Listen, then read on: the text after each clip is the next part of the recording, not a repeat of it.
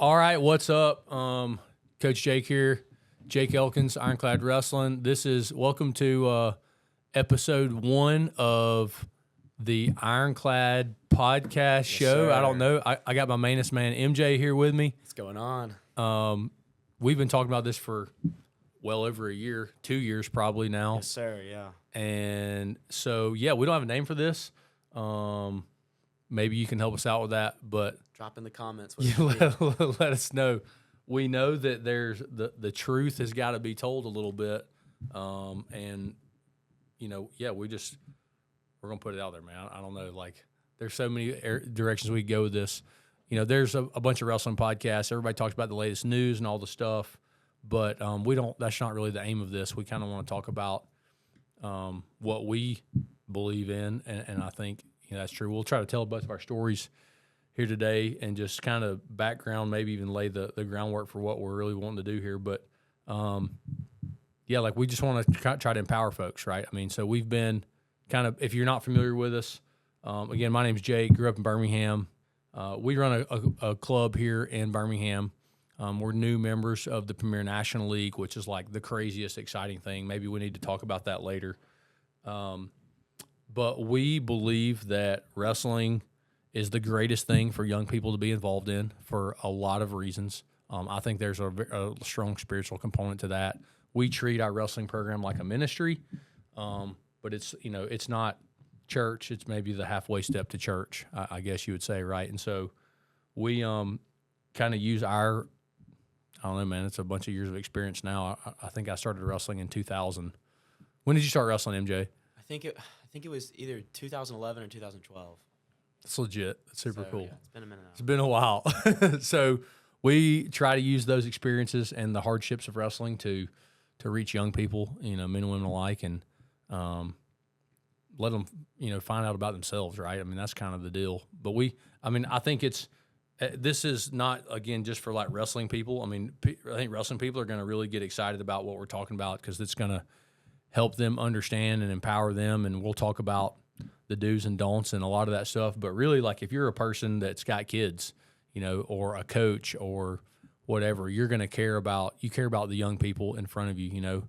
We all care about our kids and our athletes' development underneath us. And so we're going to talk a lot about that. We, in particular, are, you might say that we're biased, but there's nothing like wrestling in terms of development and mental, physical, social development and maturity.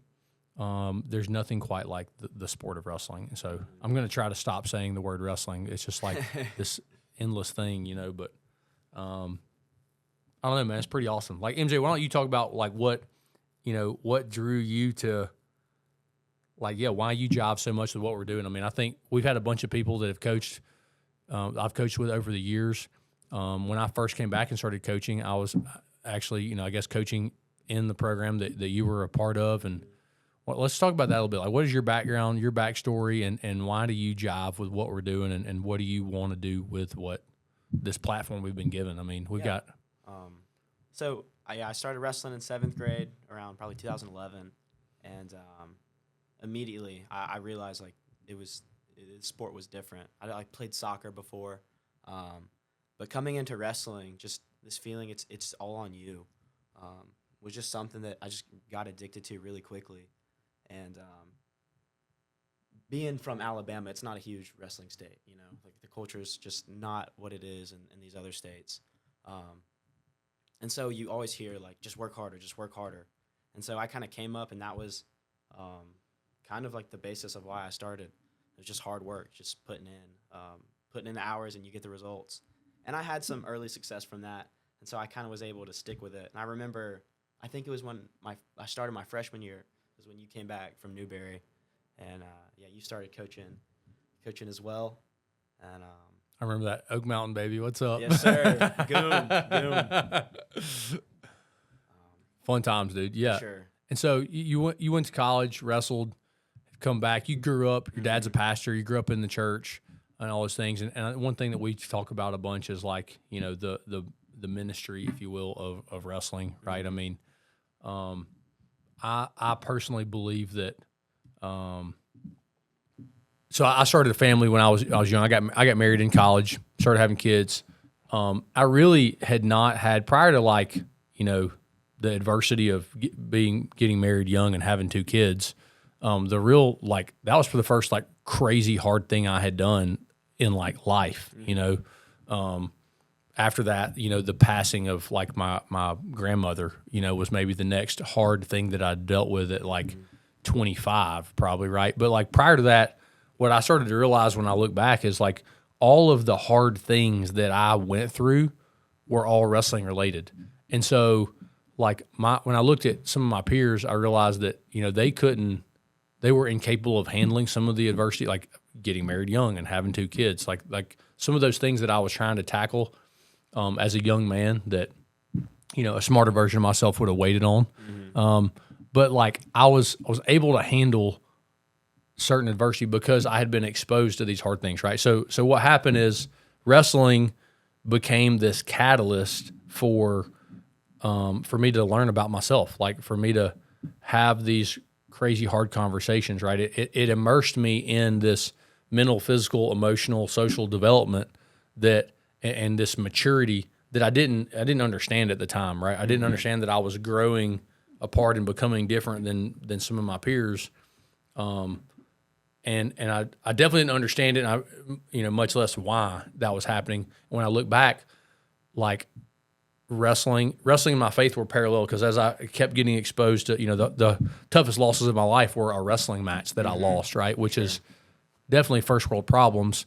But when you care that much about something and you fall short, and that adversity like that comes from that, where you're like, hey, I could either be depressed that this happened to me, or I picked myself up by my bootstraps. Like at 13, 14, 15, 17, 19, 20, like every time you get exposed to that, like there's growth that comes from it, and I think that the pain of losing is why a lot of people get run off from wrestling. But I realized that wrestling was directly exposing me to this thing that was, it had crazy highs, but it had low lows, and learning to navigate those lows where there really weren't consequences, right? Like losing a match is really inconsequential, or losing in the state finals and getting embarrassed. Like, is that really that bad? No, right? But the consequences of that, for me, mentally, socially, were significant. And so it became a place where I was exposing myself to adversity. And I think that's probably the reason that I'm so outspoken and vocal about, like, hey, listen, I don't care who you are. Like, you don't have to come wear this funny looking uniform or whatever. Like, you don't even have to, I'm not incredibly partial to the rule set of wrestling. I just happen to love the adversity and the literally the physical, the mental, the social, the emotional maturity that wrestling delivers to young people. It like forces it upon you if you stick into it. And those are the things that I think every single parent wants for their kids. And so that's why, we're sitting in this megaphone right now. That's why we've worked so hard to try to build a following nationwide. And we've got 150,000 followers or something, 125, 30,000. I don't even know how many followers we have like across all the platforms. Yeah. But the whole reason for that is to eventually, we've spent this, 10, 15 years now growing this thing so that we can sit in front of a mic and talk about things that matter to people that need to hear it. You know what I mean? Sure. Yeah, that's a lot. I mean, why don't you share your journey on that, man? I mean, like, what's been your experience? You're incredibly mature for your age, and it's a thing that I've always appreciated about you. Like, what do you think? I mean, again, I guess I'm sharing my why. Like, talk to us about your why a little bit as it relates to all the things that we do. I love the approach that Ironclad takes to traditional wrestling. American wrestling is very one-dimensional, as in you kind of just go down this list of attacks where it's like, my high crotch is the best. If he shuts my high crotch down, it's like, okay, let me go to my double leg. If he shuts my double leg down, let me go to my single leg. And then you're just kind of working down this list of moves. And that was really like my style all through high school, and even in college was very just like singular. But the way that we've standardized it and made these really simple concepts, but just gone back and just asked why continuously. Simple concepts such as stance, like why do you have a lead leg? Why do you have a trail leg? And when you build this foundation, you're able to stack these skills on it. And wrestling's a skilled sport. And just being able to, like, when I was back at college, I was at home, like, or I was sitting in Kentucky watching, like, Ironclad. And I was amazed that, like, kids from my state, young, like, youth kids, were so skilled and wrestling high level, just thinking so ahead and stacking attacks.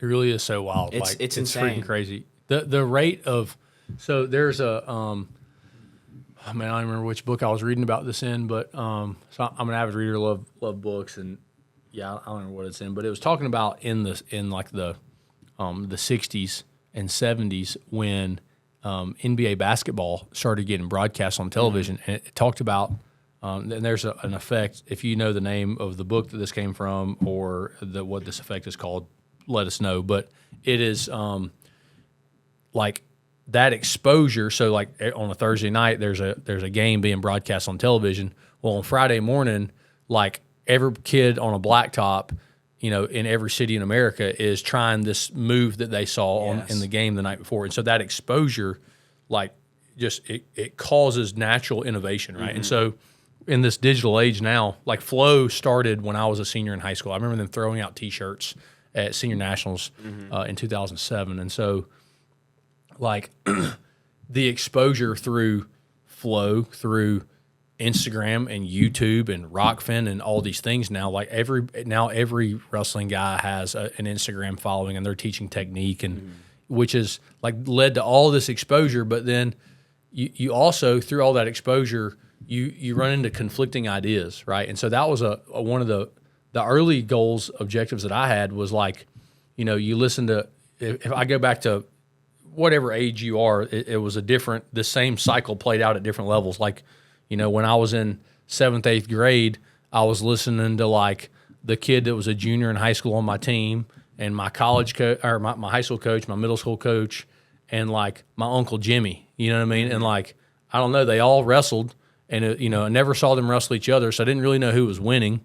You had to be respectful to all of them. The teenager, older guy would beat you up, Uncle Jimmy and your coaches, you got to be respectful too. But like they were all saying four different things, and at the longer you're in this sport, you realize that like, your high school coach, your club coach, your college coach might all have different philosophies, and you have to start to figure out what is your own philosophy, or if you're not ready to like decide, like, maybe you don't have the confidence to decide. Like, for me, I could have made a decision, but I wanted to know that it was the right decision, and so that led me on this like ask why, and so you run into conflicting ideas, whether that be Uncle Jimmy and all the folks, when I was a kid in small town Alabama, or all the people that you have access to on TikTok and Instagram and YouTube and whatever else, like which way is the right way or the best way, right? And so it kind of led to this, like, how do we, you have to cross-examine all these different things that matter, like a kid's age,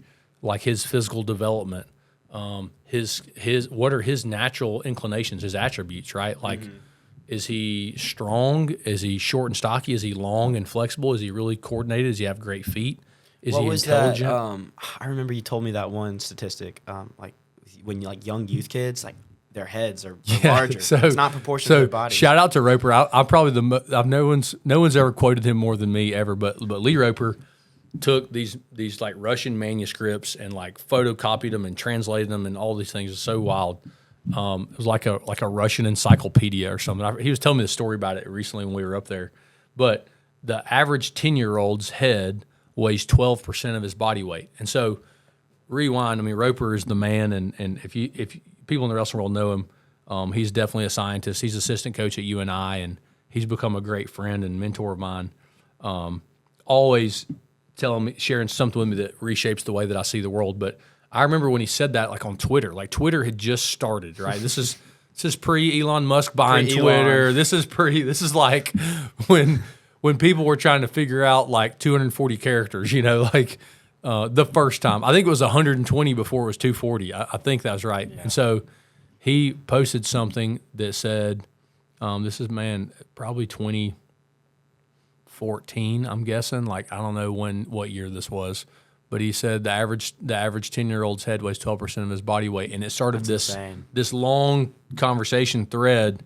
And I was just like light bulb moment, because at the time I was grinding it out, every day in the Hewitt Trustful wrestling room and putting in serious hours trying to teach these kids. And I'm like, man, you can't teach these kids high crotches. Like, this isn't the move. And you're trying to teach them to drop step. And like, no matter how you tried to climb that mountain, it was like, there's got to be a better way. I didn't know what a better way was, but I could feel it, like something about this isn't right. And so that was a star moment where you go, hey, this is the North Star, head that direction, right? And you just, every time you learn new truths, right, like it reshapes the way you see those things. That's why I'm so obsessed with reading. And MJ and I get a lot of windshield time together traveling the country, yeah. so we get to like audiobooks. Yeah, we get to crush the stuff together and sort it all out. But like, you can take one thing he and I were talking about recently is like,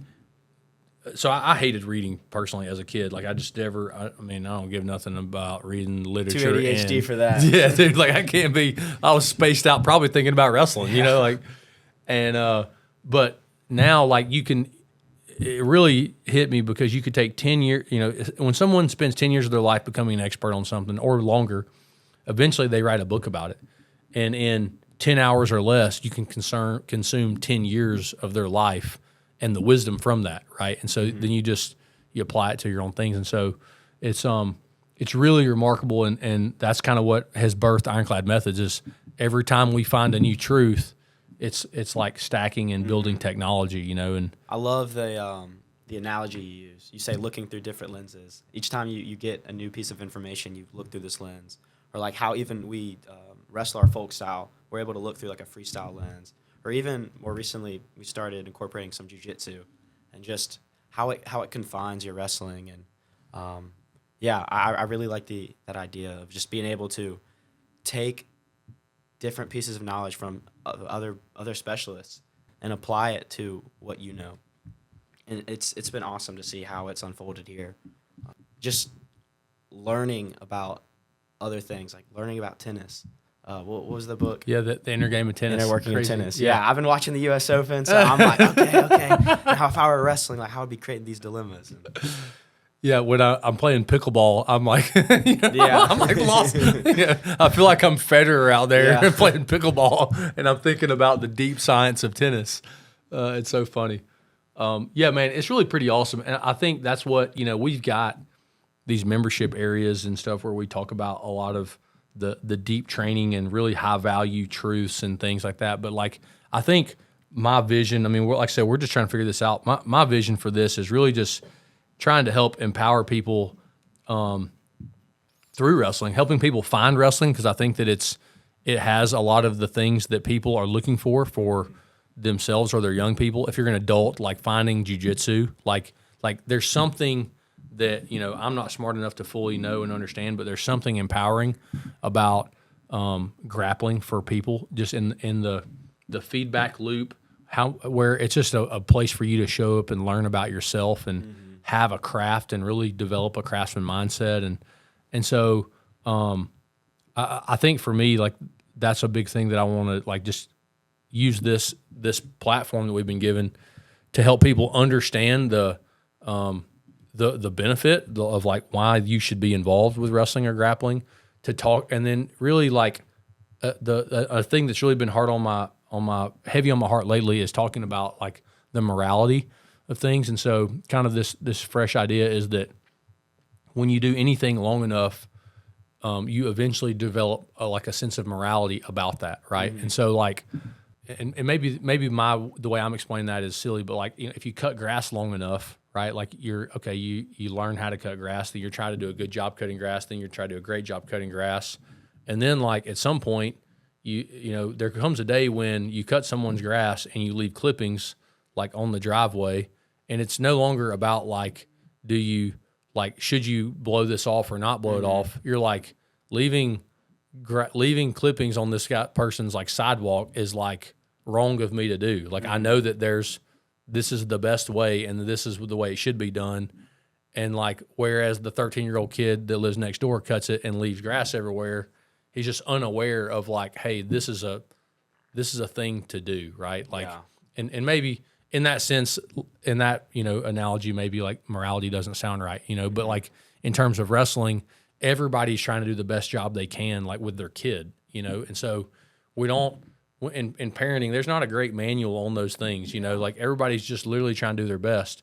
And so unknowingly, you don't do a good enough job, right? Like the standard, the mark you would like for yourself is higher. You just don't know what that looks like. And so I think in just having conversations, about that, like of, how do you communicate with your son or daughter after they win or lose, or before they wrestle, or in the car ride home for practice? How do you be a good parent watching those things? Mm-hmm.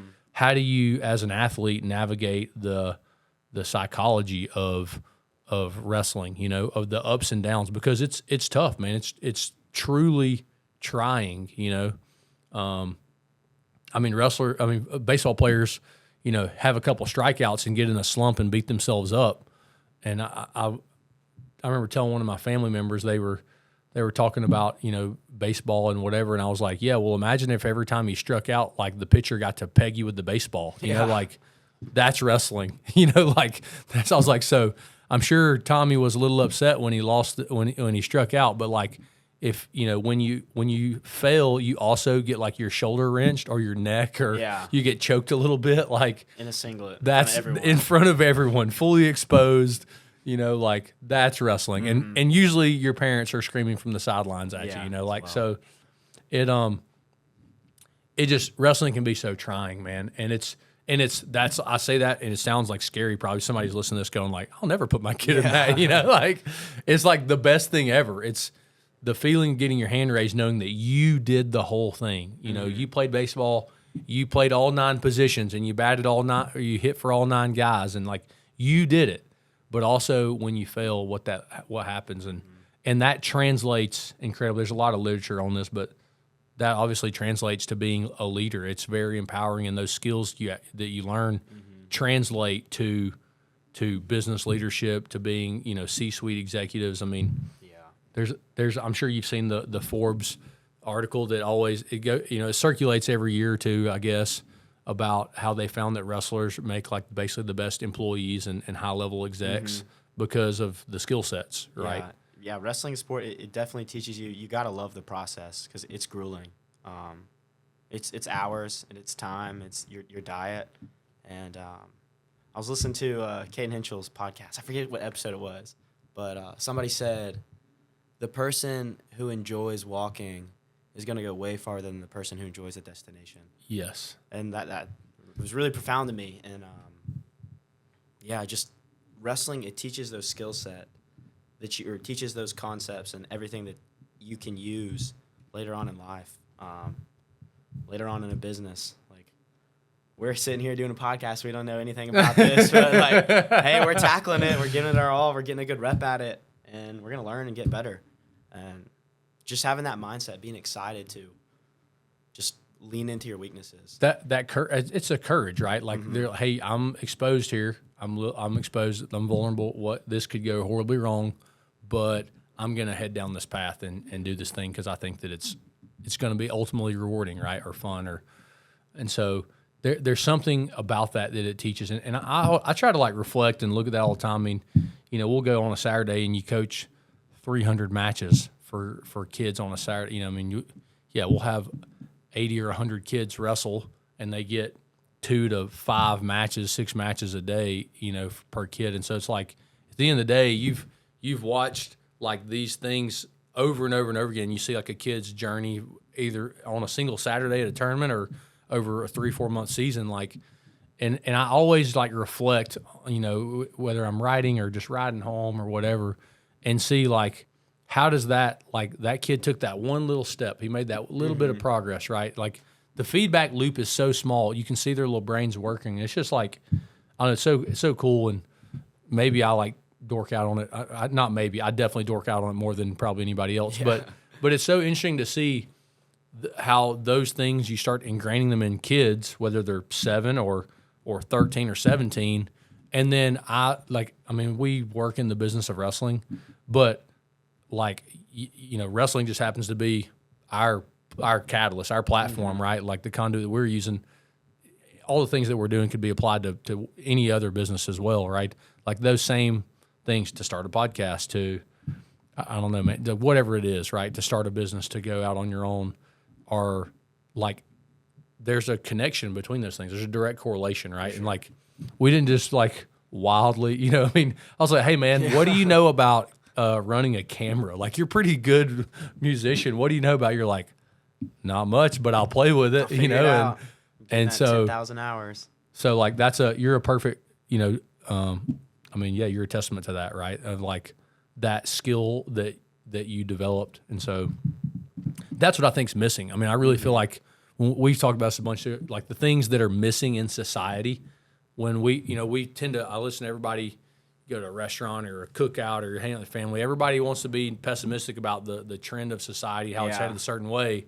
But it's like, okay, cool. How do you fix it? Well, like, I think a direct, like, you know, in literally the opposite direction are the things that the sport of wrestling teaches, you know, and it's a dying breed, bro. You know, it's a dying breed. Not many of us left. I feel like we should be saying that with like a cowboy hat over a sunset and Looking at the camera. Yeah, that's right. Like over like fixing a barbed wire fence or something, you know. But yeah, it's pretty cool, man. I mean, I just think that the opportunity there is endless. So one of like the kind of our mantras here is this is the way. And what does that, like, I know people hear that and can kind of be like, no, what do you mean? Like, there's more ways to wrestle than just your way. But what does that mean to you? Like, this is the way. Ooh, this is good.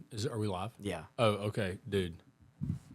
We're rolling. Bomb question. Okay. I was like, oh, hey, we're going. Yeah, dude. So, okay, so there's this new coaching theory called constraints. It's a constraints-led approach, right? And if I could illustrate this, like, you know, imagine you're in a boat and you're traveling a river at night, and every time, you know, you get off, you got a little trolling motor or whatever, and every time you get into the shallows, you hit a rock or you hit the bank or whatever, and you go, ooh, like that's not good. We got to go back this way, right? Mm-hmm. And you don't know the river is winding. It's not straight. You know, it's not just like the da-da-da-da on the side of the interstate. You know, like it's windy and curvy, and there's shallow and deep spots and all the things. But like, there's obstacles along the way, even out in the middle of the river. But you run into those banks and you slowly navigate and find the path of the river, right? And so I think that in wrestling, there's in whatever context you're talking about is like its own conversation, right? If you're talking about coaching, if you're talking about parenting, if you're talking about athlete training, if you're talking about cutting weight or nutrition, like all of those have like a better way, right? If you would, right? And so, and then we try to like stack all those. And so the idea of like, the idea of finding the way is like, hey, I mean, you know, it's so cliche, but like Thomas Edison, like I found 1,000 ways not to make a light bulb, right? Like in doing this so long, I mean, I guess I started in 2000, 99, 2000, I don't freaking know now. I should probably know the answer to that, and I've been like just obsessed, honestly, since then. Like I can't even explain the obsession. And so it's not just about that we've been doing this for, at the time of this, 23 years. It's about how many flight hours we have in those years, right? I mean, since 2006, 5, 6, like it's been literally my life, obsession, like maybe out of balance at times, right? Out of rhythm. And so there's a lot of flight hours, and there's a lot of thousands and thousands of lessons of experimenting with something and then going, ooh, that's not good because of this, right? And so I kind of think about, there's like the bank, and so, hey, this leads to overtraining, this leads to injury, this leads to burnout, this leads to unhealthy parent and child relationship, this leads to coaching, you know, verbal or physical abuse, right? Like this leads to just an unhealthy relationship. And so whether that be like your relationships with coaches, parents, teammates, whether that be your self-confidence and your own mental status, right?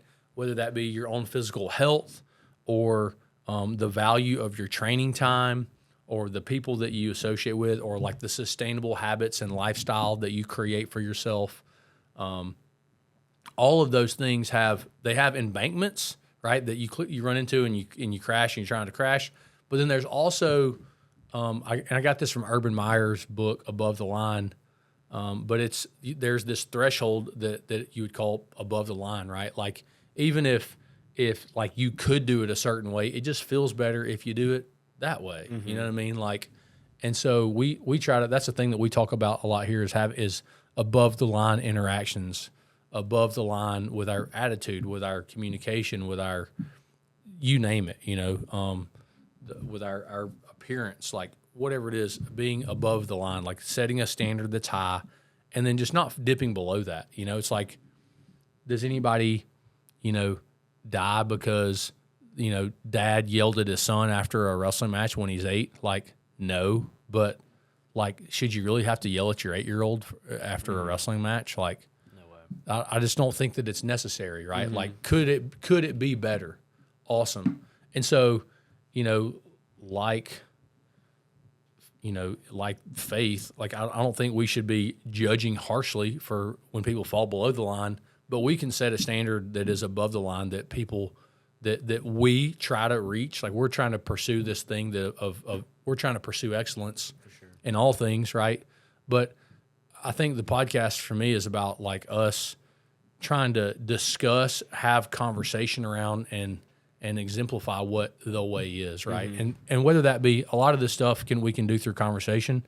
We have avenues that we reach people. It's just a limit of like we want to affect everybody positively. You know what I mean? But there's like what I've also had to learn, and you're learning this now too. We've discussed this some, is like you can only give people certain levels of access because you can't help everybody, right? Yeah. In order to have a healthy, happy family, everybody can't have direct access to you. So you have to build in those barriers, and like this is free, right? We're putting this out there and just trying to drip some positivity and help people for free, right? But like for more and more levels of access, like we develop services that do that, right? Like can we help? How many kids can we help in our club? There's a limit to how many kids we can literally put in this room. You know what I mean? Or how many classes we can have a day. But when we have 5 campuses, like how many? Okay, we can help at all of these 5 campuses in 5 different communities. Or as we develop more leaders, So we've got direct access to 5 leaders, but they're all able to help 30 to 50, 75 kids. Like we can have a greater impact there. So we're trying to give, as we explore the way. We're trying to, without being dogmatic, share that with others, and so that they can be the king of their castle. They can go lead their tribe, their community, coaching other coaches or coaching the elite kids that are most motivated, that's something I guess maybe as I'm talking about it, like, so we've been doing the coaching thing for a minute now. We've had a bunch of coaching seminars. There's a real barrier to a lot of that stuff with like pride and ego, to be honest. Sure. Nobody wants to believe that like somebody else has it figured out and they don't, or be told what they're doing wrong, but especially when you've been in the sport for so long. Yeah, it's just hard, There's a reason that my kids are going to innovate and do something that I do better. Like they're just going to, you know what I'm saying? Like I'm of age now that there's things that I'm like, hey, Dad, like let's just do it this way because it's a little better. He's got his way he wants to do it, and I'm like, he trusts me enough to let me, hey, let's just try it this way instead. I don't know. There's just that resistance, you know, and we call that You're the just teach comfortable art. with what you know. Yeah, exactly. And nobody wants to feel, we've seen this a lot too, is like, it sort of takes, so okay, you and I do something, let's say I shoot high crotches with head outside, and you're like, no way, not a chance, you know what I'm saying? Because you got that Ironclad Method subscription, what's up? And so I'm like, no, man, I'm a big high crotch guy, because as an athlete, I was a high crotch guy. None of that's true, actually. You'll never find a video of me shooting a high crotch. I was actually a big high crotch guy. Okay, so until I got to college and got beat with my high crotch a bunch. It's like, wow, this is really, I never even had success with it, so I didn't have to worry about that. But like, So I tell I'm preaching what I know to my guys on my team or whatever, right? And then you come to me and calmly, politely, like respectfully teach me that there's the shortcomings of it and why something might be better and all those things, and then like I get revealed the truth, and then I have to go back to my team and say, like how do I immediately I have a dilemma of how do I go to my team and tell them, hey, sorry guys, like I actually was wrong. We need to be doing it this way. Like for a lot of people, that moment as a coach is too much, and they're like I can't do that. When they really can, you just got to understand how to do it, right? Like for me, if you teach me new stuff, I mean, I learn from jiu-jitsu guys all the time. I learn from my coach from BMAC, right? Or even from my brother. I'll learn something and I'm like, hey guys, listen, here's a new way of doing this. Like, and let's just play with it. We're gonna figure it out. This is what I'll play with it some privately. I figure it out a little bit, and then I just share like, hey, this is the best I have to give you today. Like this is new, this is fresh. I think let's play this and see where it's valid. And what happens is like you become as a coach when I do that with our guys now, like I'm a part of the journey with them. Like we're in this together. We're figuring it out. I'm not standing above them, lording over them, right? For sure. And I've coached with guys, and you wrestled with guys that did it that way. But like I don't think that is the way, like, lording over them. I feel like being a part of it and those things, because that's kind of how it was with like when you go back to like Plato and Socrates and stuff. Like they were just exploring answers. They were asking the right questions, And I think that the murmurings, everybody, Penn State tries to keep everything play it really tight to the vest, right? But I think that's one of the things that they get right is that they have an open mind and they're exploring the thing, and it's never fixed. It's not dogmatic. They're always respectful and accountable to the game, to what works in competition at a high level. I remember when we were up in UNI, Lee Roper was talking about sort of like the scientific method. Like it's like the scientific method, you have a question, you research, hypothesis, and then when you get to the end, it's not set in stone fact. You have a theory. And that's how I like to think about like wrestling technique. Like you said, this is my best thing I have today. And we're going to keep testing it over and over and over with other legit like scientists and spar and put your ego aside. And I feel like that's the big thing is putting your ego aside and just it's hard wrestling and testing technique in a vacuum because you have so many different variables. You have guys with their arms are different lengths. They're faster or slower or their conditioning's better. It really is so unique. Like for sure. I think one of the things that we've discussed a lot, and I guess we'll share this with the viewers, but like in jiu-jitsu, it's so fascinating because you get on the mat and like there's a chance if you and I are discussing technique, and I'm probably not going to say you're full of ish, but like I'm like that little curly headed sucker don't be knowing. I'm like he's gonna work on me. He's gonna find out. Well, all of a sudden when you like leg lock me or you hit me with whatever sauce you were just talking about, I'm like, now all of a sudden I have to believe in a little bit. Yeah, for sure. I'm like, well, there was something to that. Like I don't know, and so it makes me it caused me to believe in it because I experienced it firsthand, and there's an element of like you can prove it, and the whole idea of jiu-jitsu is that you can use that the small guy can win, right? I mean, theoretically, wrestling should be that too, to some degree, right? I mean, we in a competitive environment, like there's a crazy high level of intensity, but from a technique perspective, if your technique fails because another guy's 15 pounds bigger than you or something, like there are really some flaws in your technique somewhere. There's room. That's the room for improvement. So for sure. Anyways, in wrestling, specifically coaching, there's not a wrestling tends to be like bigger, faster, stronger. Like that's the answer is train harder, do it, get bigger, go faster, hit it harder. Where technique, jiu-jitsu tends to be like need to refine the art a little bit. Like you're missing. Yeah, if someone calls you strong in jiu-jitsu, they're talking crap, bro. Yeah, they call you strong. They're like, bro. If someone calls you strong in wrestling, they're like, that's right. Like, yeah. And then in jiu-jitsu, that's like fun of you. they're making fun of you. Yeah, dude. So in wrestling coaching, we're all just dudes doing this thing, so it took the nostalgia or the pedestal thing away, and the opportunity to do that for all of the kids, coaches, parents in our program, so that they think that they belong at NCAA's, right? Mm-hmm. And then also the chance to go see amazing places. So we're going to Chicago in, 16 days. Like, that's gonna be awesome. They're going to go see Chicago, bro. Like it ain't Birmingham. You know what I'm saying? It's a big, big world. Yeah, some of these kids haven't been out the States. So. Yeah, and so the exposure for that is when I think about all those things, I'm like, who wouldn't want their kid to be a part of those things, you know? So I don't know, it's pretty cool, man. It's pretty cool. And wrestling isn't the only thing you can do that in, but I do think that it's unique in that there's more traction, right? Like there's more growth in less time, and there's not a place to hide out and all those things because that's really what we cherish about sports, right? I mean, I think in our culture is the growth that comes from it. So it's pretty dope. Man, we're running deep. I feel like we should probably wrap it up and call it a day. I don't know, like a couple of things. We need a name for this podcast. Need a name. Like, I don't know. I was gonna call it like the Ironclad Show, but I kept hanging up on like it's not a wrestling podcast. Like I don't want it to be just a wrestling podcast. I want it to be about the conversations that we would have, over dinner or a back porch or sitting around a fire that we all care about, and maybe everybody didn't care about them, but I know it's a lot of folks, so. If you got anything, let us know.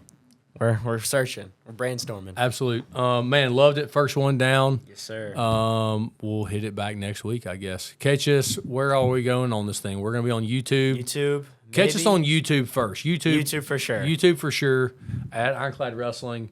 We may try to drop it on like Facebook or something. I don't even know how all that works.